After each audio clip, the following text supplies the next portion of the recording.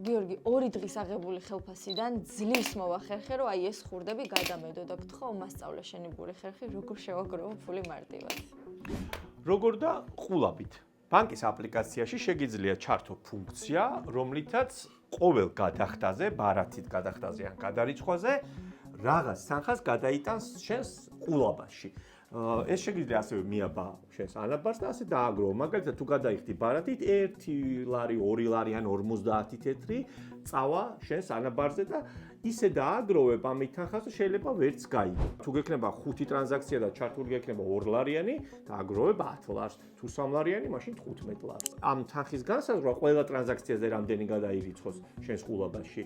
შენ თვითონ შეგიძლია განსაზღვრა ასევე მობილური აპლიკაციიდან ბანკის.